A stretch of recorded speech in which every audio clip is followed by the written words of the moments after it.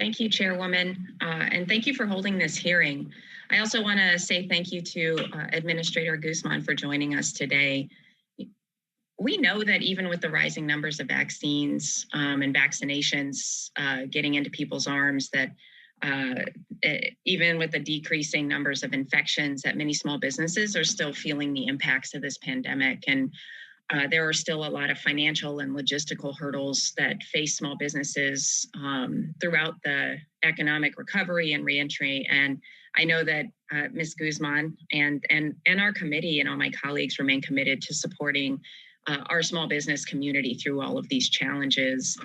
I'm going to piggyback a little bit on some of the comments that the ranking member shared. You know, in February, my office raised concerns with the SBA about the fraud and abuse and the PPP and EIDL programs. And, you know, in part, it's because a number of Johnson County residents, which is in the 3rd District in Kansas, have been the victims of identity theft and fraud that took place in the EIDL program. And I've urged the SBA to focus on these cases, and it sounds like you are, because they're not only a misuse of taxpayer funds, but also directly and personally impacting the constituents in my community.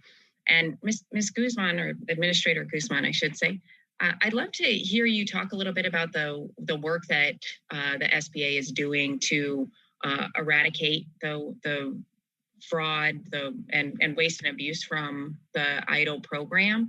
And then if you could also talk a bit about the ways that the SBA is working with the victims of identity theft and fraud that's taken place through either EIDL or PPP to ensure that those victims are not held personally liable and that they're made whole.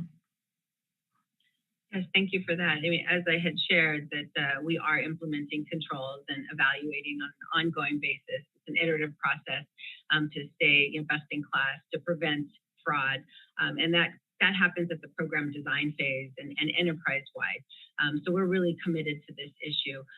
We have obviously put in a lot of specific frameworks in place on both, across our capital access programs, including PPP and the restaurants program, and then within our Office of Disaster Assistance on the Shuttered Venues, as well as the EIDL program and targeted EIDL. We are really committed to making sure these funds get into the hands of those businesses that was intended, and we are seeing enormous drops now that we've implemented those controls. However, in February, we did implement a process to help businesses through identity theft issues, as clearly that was a huge problem in the beginning of these programs. And so we want to make sure that businesses are supported through that process. There's now a support system and a process in place for them to reach out to the SBA and get assistance in fighting that specific identity theft case. And we actually have hundreds of investigators on place, on support with the IG to help prevent, help investigate, and actually pursue any cases of fraud, as we take all cases very seriously. Thanks, I appreciate that. And if necessary, our office, of course, will reach out if we're hearing things that that they're continue to be of concern, so that you're aware of it and are able to address it.